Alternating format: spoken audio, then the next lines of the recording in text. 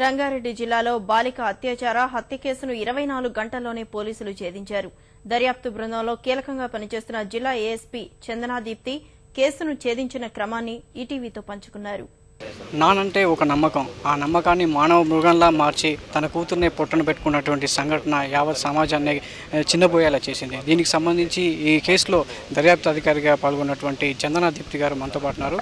ఈ సంఘటన పట్ల తాను ఎలా కలిసివేసిందో, ఒక మహిళా అధికారినిగా ఈ కేసును ఎలా చూశారనేది, ఏ కోణంలో దర్యాప్తు చేశారనేది అడిగి తెలుసుకుందాం. మేడం, దీనికి సంబంధించి ఒక దర్యాప్తు అధికారినిగా ఒక మహిళగా ఏ విధంగా స్పందిస్తారు? ఈ ఇన్వెస్టిగేషన్లో I took part and we crack the case in 24 hours అండి. దానికి కొంచెం గర్వకారణంగా ఉంది.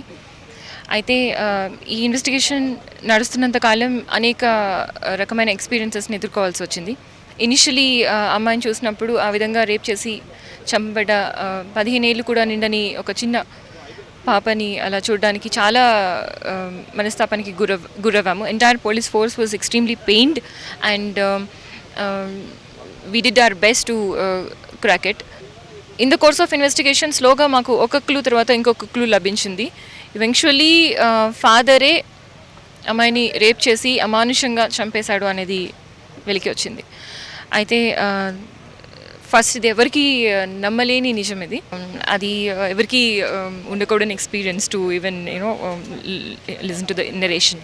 అసలు ఆ పశ్చాత్తాపం ఏమైనా కనబడిందా, లేదా మధ్యమత్తులోనే ఇలాంటి ఒడిగట్టాడు, తర్వాత తేరుకున్న తర్వాత అయ్యో నా కూతురు పోయిందనే పశ్చాత్తాపం ఏమైనా కనబడిందా? ఆయనకి పశ్చాత్తాపం అన్ఫార్చునేట్లీ స్లోగానే వచ్చిందండి.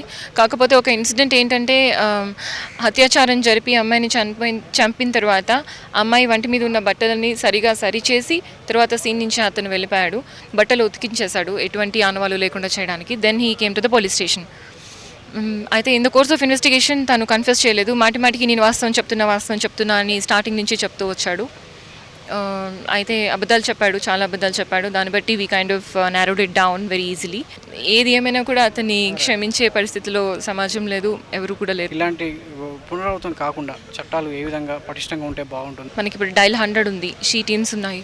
I'm the in-charge of she teams for Rangareddy district. Awareness conduct చేస్తాయి. మా షీ టీమ్స్ వాళ్ళు మఫ్తీలో తిరుగుతుంటారు, ఎక్కడంటే అక్కడ కనిపిస్తుంటారు. సో వాళ్ళకి ఇన్ఫార్మ్ చేయొచ్చు. And lady constables every police స్టేషన్లో ఉంటారు. సో ఇవి ఉన్నా కూడా ఇంకా నేరాలు జరుగుతున్నాయంటే ఇటువంటి అనుకోని పరిస్థితుల వల్ల జరిగే అవకాశాలు ఉన్నాయి. అందుకని నా సజెషన్ ఏంటంటే, స్త్రీలు అప్రమత్తంగా ఉండాలి.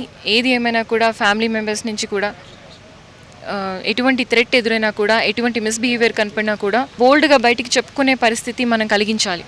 అటువంటి పరిస్థితి కలిగించాలి అంటే we have to bring about awareness and education.